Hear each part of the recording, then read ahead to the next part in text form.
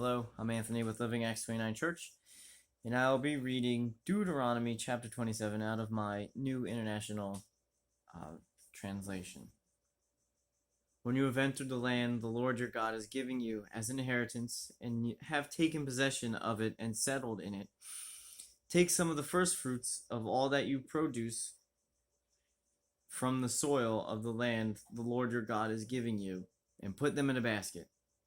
Then go to the place the Lord your God will choose as a dwelling for his name, and say to the priest in office at the time, I declare today to the Lord your God that I have come to the land the Lord swore to our ancestors to give us.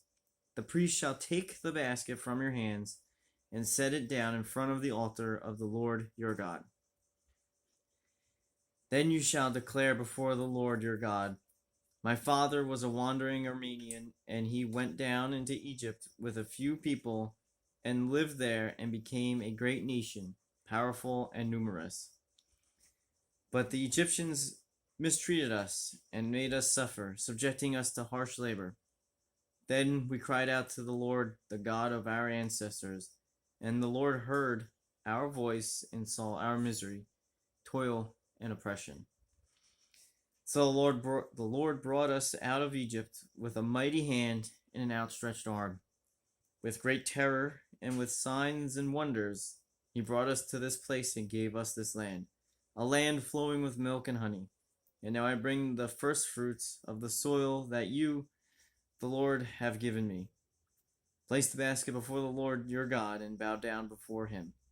Then you and the Levites and the foreigners residing among you shall rejoice in all the good things the Lord your God has given to you and your household. When you have finished setting aside a tenth of all your produce in the third year, the year of the tithe, you shall give it to the Levite, the foreigner, the fatherless, and the widow, so that they may eat in your towns and be satisfied. Then say to your Lord your God, I have removed from my house the sacred portion, and have given it to the Levite, the foreigner, the fatherless, and the widow, according to all you commanded. I have not turned aside from your commands, nor have I forgotten any of them.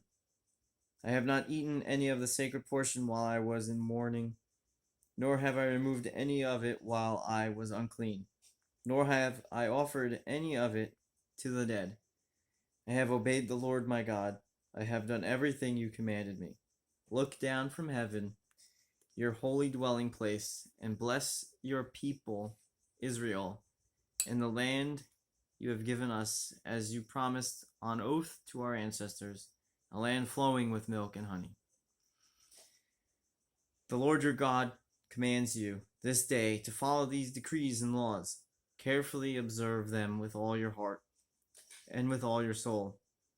You have declared this day that the Lord is your God, and that you will walk in obedience to him, that you will keep his decrees, commands, and laws, that you will listen to him. And the Lord has declared this day that you are his people, his treasured possession, as he promised, and that you are to keep all his commands. He has declared that he will set you in praise, fame, and honor high above all the nations he has made, and that you will be a people holy to the Lord your God, as he promised. Thank you for joining me in today's reading.